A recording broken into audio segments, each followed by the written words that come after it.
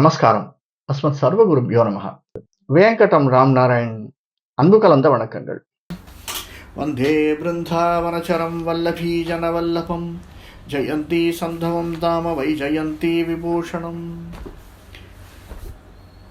ஸ்ரீயப்பதியான ஸ்ரீமன் நாராயணுடைய கடாட்சத்தாலும் ஆச்சாரியனுடைய அனுகிரகத்தாலும் ஸ்ரீமத் பாகவதத்தை அடியொற்றி ஸ்ரீமன் நாராயண பட்டத்திரியால் வாதரோக நிவர்த்தியை முன்னிட்டு எழுதப்பட்ட ஸ்ரீமன் நாராயணையும் அனுபவிச்சுருக்கும். அதில் இன்னைக்கு 63வது தசகம் கோவர்தன உத்தாரணம். கோவர்தன மலையை தாங்குதல் ஒவ்வொரு இடத்திலும் ஒவ்வொரு அவதாரத்திலும் நிரூபித்து கொண்டிருக்கிறான். அதை நாம் பார்த்துருப்போம் பிரகலாதன் கிட்ட. அவன் சொன்னான் அப்படிங்கிறதுக்காக எப்படியெல்லாம் தன்னை மாற்றிக்கொண்டு ஹிரண்யனை வரம் செய்வதற்கு நிருசிம்மனாக அவதாரம் எடுத்தவன், ராமாவதாரம் எடுத்தவன். இந்த அவதாரத்திலே யாருக்காக இதையெல்லாம் செய்கிறீர்கள் அப்படிங்கிறது அடுத்த ஸ்லோகத்தில் சொல்றார் பாருங்கோ. பவதி வித்ருதைஷே வித்ருத சைலே பாலிகாபீர் வயஸ்யைஹி அபி விஹித விலாசம் கேலிலா பாதிலோலே சவித மிலித தேனூர் ஏகஹஸ்தேன கண்டூர் யதிசதி பசுபாலா தோஷ மைஷந்த சர்வே பவதி விதூத சைலே. அதாவது இந்த மலையை தாங்கள் தூக்கி கொண்டிருந்த போது என்னாச்சு? பாலகாபிகி, எல்லா பாலகர்களும் பெண்களும் பாலகர்களும் தோழர்களும் வியவசிய அவர்களுடைய தோழர்களும் அபிகி தங்களுடைய லீலா வினோதத்தை அப்படியே ஸ்லாகிச்சு பேசிகிட்டே இருக்கலாம். நம்மளோட விளையாடிட்டு இருந்தவன் இந்த கிருஷ்ணன் இப்போ பார்த்தியா நம்மளை காப்பாற்றுறதுக்கு விளையாட்ட சொல்லிட்டு இவன் இந்த மலையையே தூக்கிட்டான். இதை தூக்கினதை பார்த்து பக்கத்தில் இந்த மரங்கள் இல்லை பசுக்கள் எல்லாம் கிருஷ்ணனுடைய பக்கம் வருகின்றனவா. ஏன்னா அந்த மலையை நீங்கள் யோசிச்சு பாருங்கோ. மலை தலைகீழே தூக்கச்சே அவனுடைய சுண்டிவரன் கிட்ட அந்த மலையினுடைய மேல் பாகம் நுனி பாகம் இருக்கும். அவனுடைய நுனி பாகத்திலேருந்து அந்த மலை ஆரம்பமாகும், இதழ்கள் ஆரம்பமாகும். அதனால் கிருஷ்ணனுடைய பக்கத்திலேயே இருந்தால் அந்த இதழ்களை கனிகளை சுவைக்க முடியும் அப்படின்னு ஆடுகளும் மாடுகளும் பசுக்களும் கன்றுகளும் இவன் அருகில் வருகின்றனவா. கிட்ட வந்த கிருஷ்ணன் என்ன பண்ணுறான்? அப்படியே தடவி கொடுக்கிறான். ஒரு கையால் ஒரு விரலால் மலையை தூக்கி கொண்டு இன்னொரு விரலால் ஒரு கையால் ஏகஹஸ்தேன ஒரு கையால் கண்டூயதி சதி அங்கே இருக்கக்கூடிய அந்த பசுக்களையும் கன்றுகளையும் கையால் தடவி கொண்டு சொரிந்து கொண்டு அப்படியே அது காட்டிகிட்டே இருக்கும். நாம் பார்க்கலாம், அது எந்த மிருகமாக இருந்தாலும் அதற்கு தேவையானது அதை சொரிஞ்சிட்டோம்னா அது அப்படியே காட்டிகிட்டு இருக்குமா. அந்த மாதிரி மட்டுமில்லை, இவன் இதை பண்ணிட்டு இருக்கிற பொழுது கோபாலர்களாக என்ன பண்ணுறா? ஆன்னு பார்த்துட்டு இருக்காளாம். சர்வே பசுபாலாக அந்த கோபாலர்கள் எல்லாம் சந்தோஷமாக தோஷம் ஏஷந்தக அதாவது சந்தோஷமாக இந்த கிருஷ்ணனையே வைத்த கண் வாங்காமல் வாய் மூடிய திறந்த வாய் மூடாமல் அப்படியே பார்த்துட்டு இருக்காளாம். கிருஷ்ணன் என்ன அவதாரம் இது, என்ன பண்ணிட்டு இருக்கான், நமக்காக சொல்லிட்டு இந்த பெரிய மலையே தாங்கிட்டு இருக்கானே யாரடா இவன் அப்படின்னு யோசிச்சுட்டு இருக்கானாம். அடுத்த இதுதான் சொல்றார். இதி உத்வா ஏகேன ஹஸ்தேன கிருத்வா கோவர்தனாச்சலம். இது உகத்வா ஏகேன ஒரு கையால் ஏகேன ஹஸ்தேன கிருத்வா கோவர்தனாச்சலம் அச்சலம் ததால லீலையா விஷ்ணு சத் ராகம் இவ பாலகா. அதாவது இந்த ஒரு குடையை கவிழ்த்து தூக்குவது போலே இவன் தூக்கி கொண்டிருப்பதை இருப்பதை பார்த்து, இந்த கோவர்தனகிரியை தூக்கி கொண்டிருப்பதை பார்த்து அங்கிருந்து இருக்கக்கூடிய கோபர்கள் எல்லாம் சந்தோஷம் அடைந்து மகிழ்ச்சி அடைந்து விதிர்ச்சி அடைந்து அவனையே வைத்த கண் வாங்காமல் பார்த்துருக்கான்னு சாதிக்கிறது பாகவதம். அடுத்து ஆரம்பிக்கிறார் பாருங்கோ. அதிமகான் கிரிரேஷ து வாமகே கரசரோ ருஹிதம் தரதே சிரம் கிமிதம் அத்புதம் அத்ரி பலன்விதி த்வதலோகி விராகதி கோபகைஹி அதிமகான். யாரு இவர்? கிரிஹி, இந்த மலை எப்படிப்பட்டது? அதிமகான், மிக மிக பெரியது. இந்த மலை மிக மிக பெரிய மலை. அதை இந்த கிருஷ்ணன் ஏஷத்து தன்னுடைய ஒரே ஒரு விரலால அப்படியே தாமரை மலர் போன்று மிருதுவாக இருக்கக்கூடிய தன்னுடைய கைகளிலே இருக்கக்கூடிய ஒரே ஒரு விரலால, எதுவும் என்ன வலது கையில் இல்லை, எல்லாருக்குமே ஸ்ட்ராங் ஹோல்ட் அப்படின்னா வலது கைன்னு சொல்லுவா. கிருஷ்ணன் இடது கையால், வாமகே அப்படிங்கிறார் பட்டத்ரி, இடது கையால, இடது கை சுண்டு விரலால இவன் எப்படி இவ்வளோ நாளை சுமந்துன்னு இருக்கான், நெடுநேரம் சுமந்துன்னு இருக்கானே. தம் சிரம் தரத்து, இது ரொம்ப நாளை சுமந்துன்னு இருக்கானே. என்ன ஆச்சரியம், என்ன ஆச்சரியம். நம்மளால ஒரு நிமிஷம் ஒரு பந்தை சுமக்க முடியல, ஒரு பக்கெட்டை எடுக்க முடியல, கொஞ்ச நாள் கையை வெறும் கையோட நீட்டுண்டே இருக்க முடியல, கை வலிக்கிறது. இவன் இவ்வளவு பெரிய சுமையை சுமந்துன்னு இருக்கானே. இதம் கிம் அத்புதம், அத்புதம், ஆச்சரியம், ஆச்சரியம் அப்படின்னு அங்கே இருக்கிறவா எல்லாரும் அப்படியே வியந்து பார்த்துட்டு இருக்கலாம். ஒருவேளை இது மலையினுடைய சக்தியா இருக்குமோ? கிருஷ்ணன் சொன்னா இல்லையா, என்ன சொன்னா? இந்த மலைக்கு நீங்க பூஜை பண்ணுங்கோ, இந்த மலைக்கு பலி கொடுங்கோ, இந்த மலைக்கு யாகம் பண்ணுங்கன்னு சொன்னானே. ஒருவேளை இது மலையினுடைய சக்தியா இருக்குமோ? ஏன் தெரியுமா? கிருஷ்ணனாவா தன்னை பிரித்து பார்க்கல. எந்த கோபர்களும் பிரித்து பார்க்க ஆரம்பிச்சுட்டா என்ன ஆகும்? இப்போ நாமளே ஒரு சபையில் போயின்னு இருக்கோம், நம்மளை பிரித்து பார்க்க ஆரம்பிச்சிட்டான்னா ஒதுக்கி வச்சுருவான்னு அர்த்தம். பிரித்து பார்க்காம இருக்கிற வரைக்கும் நாம் அவர்களோட ஒருத்தன் ஒருத்தி நினைப்பு இருக்கும். பிரித்து பார்க்க ஆரம்பிச்சிட்டான்னா ஒதுக்கி வச்சுருவா. அதனால் அவள் பிரித்து பார்க்கவே இல்லையா, அந்த அளவுக்கு பகவான் நடந்துக்கலையா அவகிட்ட. அதனால் இவள் என்ன பண்ணுறாளாம், என்ன நினைக்கிறாளாம், இந்த மலையினுடைய சக்தியாக கிருஷ்ணன் சொன்னா இல்லையா, கிருஷ்ணனுடைய வார்த்தை அமுது, அவன் சொன்ன வார்த்தைகள் சக்தி இருக்குமோ அந்த மலைக்கு அப்படின்னு நினச்சிக்கிறாளாம்.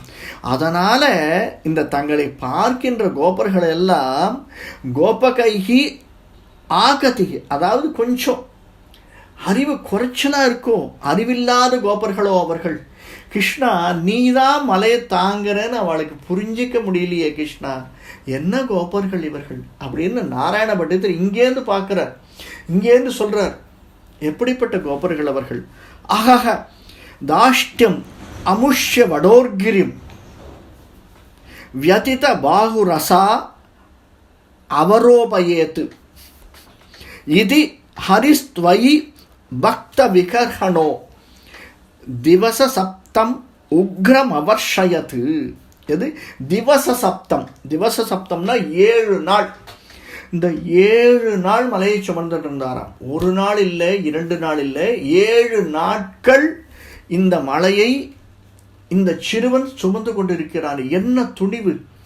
அமுஷ்ய வடோ, ஆஹாஹா, என்னது, என்ன இந்த சிறுவனுடைய துணிவு பார்த்தேடா, எவ்வளவு ஸ்ட்ராங் ஹோல்டு இவன் வச்சிருக்கிறது. ஆனால் இவன் கை வேதனை அடையவே இல்லையே, சளைக்கவே இல்லையே. இவன் மலையை கீழே இறக்கி வைப்பானோ, இவன் வைக்கிற மாதிரி தெரியலையே.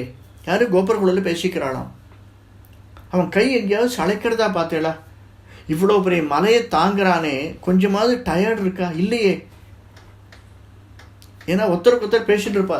ஒரு நாள் ஆயிடுத்து, இருட்டுறது பகல் வருது, இருட்டுறது பகல் வருது, இப்படி 7 நாள் ஆயிடுத்து, 6 நாள் ஆச்சு.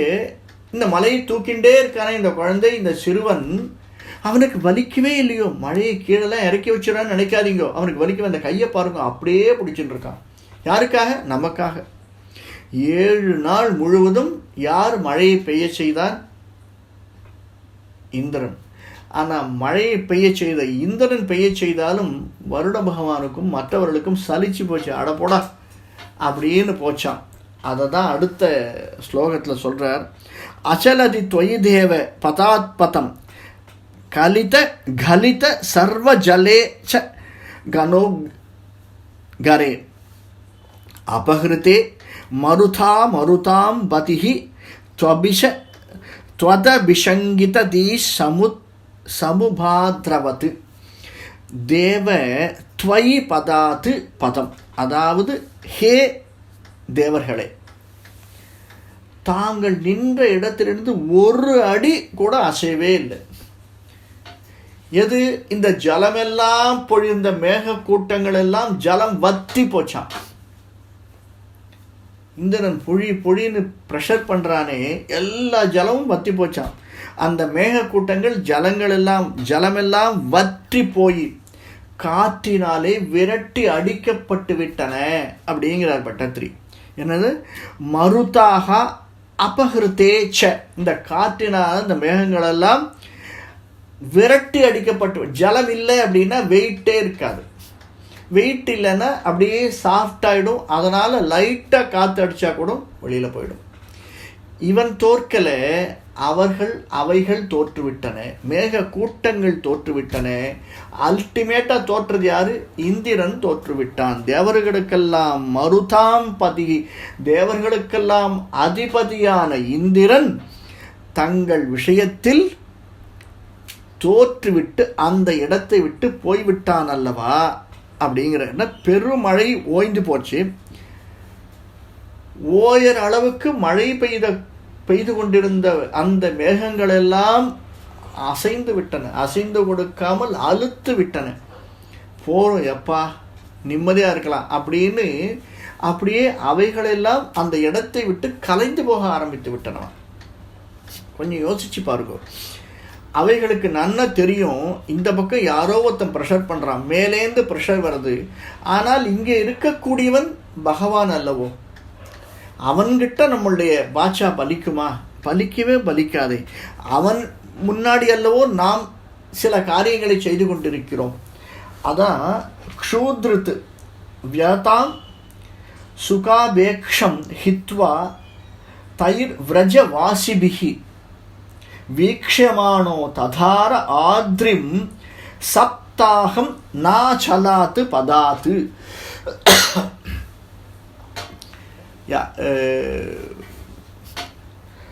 ஸ்ரீமத் பாகவதம் சாதிக்கிறது, சப்தாகம் 7 நாட்கள், நாச்சலத்து பதாத்து என்னது, அசையாமல் இருந்த அந்த மேகக்கூட்டங்கள் எல்லாம் 7 நாட்களில் அசைய ஆரம்பித்து விட்டன.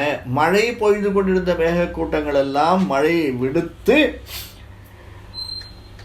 அசைந்து கொடுக்க ஆரம்பித்து விட்டன. பதங்களை விடுத்து கால்களை அவைகளுக்கெல்லாம் அழுத்து போய்விட்டன அப்படின்னு சாதிக்கிறது ஸ்ரீமத் பாகவதம். அப்பொழுது இந்த மழை ஓஞ்சு போச்சு. அப்போ என்ன ஆகும்? கொஞ்சம் கொஞ்சமாக எல்லாம் வெளியில் வர ஆரம்பிக்கும் இல்லையா?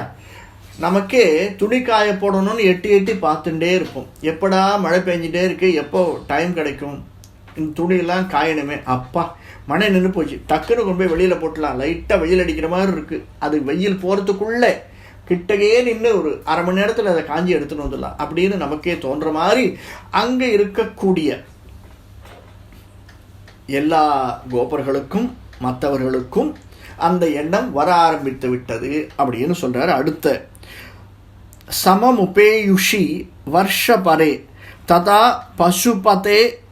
பசுபதேனு குலேச்ச வினிர்கதே புவி விபோ சமுபாஹித பூதரஹ பிரமுதிதைஹி பசுபைஹி பரிரேபிஷே.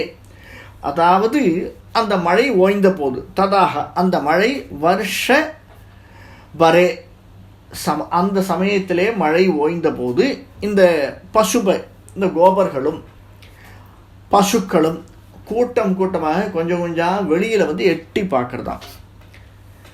ஹே பிரபுவே, சர்வசக்தனானவனே, விபோகோ சர்வசக்தனான பிரபுவே, எல்லாம் வெளியில் வந்தவுடனே என்னாச்சு? தாங்களும் அந்த மலையை கீழே வைத்து விட்டீர்கள் அல்லவா, பூமியில் மலையை கீழே தாங்கள் வைத்து விட்டீர்கள் அல்லவா. வச்ச உடனே என்ன ஆகுது? 2 விஷயம். ஒன்று, இந்த கோபர்களுக்கும் மாடுகளுக்கும் கன்றுகளுக்கும் சந்தோஷம் தாங்கலை. என்ன சந்தோஷம்? மழை நின்று விட்டது, இனிமேல் நம்ம எங்கே வேணாலும் போகலாம். 2வது, பாவம் இந்த குழந்தை மலையை தூக்கிண்டே இருக்கானே, நம்முடைய நண்பன் அல்லவோ இவன், அப்பா மலையை கீழே இறக்கி வச்சுட்டான்பா. நம்ம ஒரு படத்தில் பார்த்துருப்போம்ல, நீங்கள்லாம் இந்த மலையை தூக்கி என் தோளில் வைங்க, நான் தூக்கிக்கிறேன், அந்த மாதிரி கிருஷ்ணன் சொல்லலை. அதனால் இந்த குழந்தைகளெல்லாம் என்ன நினச்சிதான், இவ்வளோ தூக்கிட்டு இருந்தானே இந்த மலையை கீழே இறக்கி வச்சுட்டேன்னு ரொம்ப சந்தோஷமாயிடுறாளாம். யார்? இந்த கூட இருந்த கோபர்கள் எல்லாம் மிகுந்த சந்தோஷம் அடைந்து எல்லாரும் கிருஷ்ணனை வந்து கட்டி அணைச்சிக்கிறாளாம். பசுபைகி பரிரோபத்தை எல்லாரும் கிட்ட வந்து கோபர்கள் அனைவரும் கிருஷ்ணனை கட்டி அணைச்சிக்கிறார். அப்படியே அந்த அன்பை பொழிதல் அப்படின்னு சொல்லுவோம் இல்லையா, அந்த மாதிரி அன்பை பொழிந்து கொண்டு இருக்கிறார்கள் கிருஷ்ணன் மேலே அப்படின்னு சாதிக்கிறார் பட்டத்திரி. இப்போ அடுத்த பாசுரம். இப்போ ஒன்று, கிருஷ்ணன் மலையை தூக்கினான், எல்லாரையும் காப்பாற்றிட்டான். தாங்கள் எல்லாரும் நினச்சிட்டு இருக்கா கிருஷ்ணா இந்த மலையை தூக்கினதுக்கே நீ சிரமப்பட்டுப்பேன்னு. அப்படி இல்லை, நீ வராக அவதாரம் எடுத்தவன், வாமனாவதாரம் எடுத்தவன், இந்த பூமியையே தாங்கியவன், இந்த உலகத்தையே தாங்கிக் கொண்டிருப்பவன், மூவுலகையும் ஒரு சிறு அடியால் அளந்தவன். இதெல்லாம் அவளுக்கு தெரியல. ஹே லக்ஷ்மிகாந்தா, அப்படிப்பட்ட நீ எங்களையும் காக்க வேண்டும்னு பலஸ்ருதியா அடுத்த ஸ்லோகத்தை சொல்றார் பாருங்கோ. தரணி மேவ புரா திருதவான் அசி க்ஷிதித தரோ உத்தரணே தவ கஷமஹ இதினுத திரிதசைஹி கமலாபதே குரு புராலய பாலய மாம் கதாத். ஹே கமலாபதே குரு புராலய, அதாவது குருவாயூரப்பனே, லக்ஷ்மிகாந்தனே, சீதா வல்லபனே, புரா துவம் தாங்கள் முன்பு இந்த தரணி இந்த பூமியையே தூக்கினீர்கள் அல்லவா. யாரும் பட்டத்திரி சாதிக்கிறார். இவருக்கு தெரியும், இவர் தானே எல்லா அவதாரத்தையும் விவரணம் பண்ணிட்டு வந்தவர். அதனால இவர் சொல்றார், தாங்கள் இது என்னவோ மலையை தூக்கினீர்னு எல்லாரும் நினைச்சுட்டு இருக்காளே, தாங்களோ இந்த பூமியையே சுமந்தீர். பூமியில் உள்ள அனைத்து மிருகங்களையும் பட்சிகளையும் மற்றவர்களையும் மலைகளையும் எல்லோரையும் சுமந்து கொண்டிருக்கின்றீரே, தாங்களல்லவோ படைத்தீர். திருத்தவானு அசி தூக்கினீர்கள் அல்லவா, எது இந்த பூமியே தூக்கினீர்கள் அல்லவா. தவக அப்படிப்பட்ட தங்களுக்கு இந்த மலையை தூக்குவதில் என்ன பெரிய சிரமம் இருந்துட்டு போகிறது கிருஷ்ணா. க்ஷிதி தரோ, இந்த மலையை தூக்குவதில் தங்களுக்கு என்ன சிரமஹா, என்ன சிரமம் இருந்துட போகிறது. அவளுக்கெல்லாம் தெரியல, எல்லாரும் சிறுவர்கள் இல்லையா, உன்னை புரிஞ்சிக்கலவா. ஹே கிருஷ்ணா, எனக்கு புரியுறது. நீ கொஞ்ச நாளைக்கு முன்னாடி ஒவ்வொரு அசுரனா கொன்ன பத்தியா, அந்த அசுரன் எப்போது கொல்லப்படுவான்னு வெயிட் பண்ணி மேலே இருக்கிற தேவர்களும் கந்தர்வர்களும் மற்றவர்களும் உனக்கு பூமாரி பொழிஞ்சா இல்லையா, அந்த மாதிரி எப்பா இந்த தேவேந்திரன் எல்லார்கிட்டையும் ஈகோவை காட்டின்னு இருக்கான். கிருஷ்ணா, அவனுடைய ஈகோவை நீ அடக்கிட்ட, அதனால் உனக்கு நாங்கள் நன்றி செலுத்துகிறோம். அங்கே இருக்கக்கூடிய தேவர்களெல்லாம் இதி விதசைஹி நுதா, எல்லா தேவர்களும் இவரை துதிக்க ஆரம்பித்து விட்டார்களாம். யார? பகவானை துதிக்க ஆரம்பித்து விட்டாளாம். அப்படிப்பட்ட நீ பகவான் அபிதம் சைலம் ஸ்வஸ்தானே பூர்வவத் பிரபுகு, எது பாகவதம் சாதிக்கிறது. பகவான் அபிதம் அந்த சைலத்தை ஸ்வஸ்தானே இருந்த இடத்திலேயே திரும்பி வைத்து விட்டான். பூர்வவத் பிரபுகு, அந்த இடத்திலே பூர்வமாக எங்கே இருந்ததோ அந்த இடத்திலேயே அந்த சைலத்தை மலையை வைத்து விட்டான். பஷ்யதாம் சர்வபூதானாம் ஸ்தாபயம் ஆசலீலையா, எல்லாம் உன்னுடைய லீலை தானே, எல்லாரும் பார்த்துட்டு இருக்காளே, யாரு மேலேருந்து தேவர்களெல்லாம் பார்த்து கொண்டிருக்கலாம். உன்னை மகிழ்ந்து உன்னுடைய லீலையை மகிழ்ந்து அவர்களெல்லாம் உனக்கு பூமாரி பொழிந்து உன்னை ஆசிரித்து உன்னுடைய லீலையெல்லாம் ஏற்றுக்கொண்டவர்களாக உன்னை துதிக்கக்கூடியவர்களாக எல்லோரும் விளங்குகிறார்களே. ஹே கிருஷ்ணா, எல்லாருக்கும் அவாவா கவலையெல்லாம் போக்குறியே, எனக்கும் கொஞ்சம் வியாதி இருக்கே, அந்த வியாதியையும் போக்கக்கூடாதா. என்னையும் கதாது மாம் பாலைய, என்னையும் அந்த என்னுடைய வாதரோகத்திலிருந்து காப்பாற்றக்கூடாதா. நீ காப்பாற்றுவாய், காப்பாற்ற வேண்டும், பாலைய வேண்டும் என்று நான் உன்னை பிரார்த்திக்கிறேன் அப்படின்னு இந்த தசகத்தை முடிக்கிறார் நாராயண பட்டத்திரி.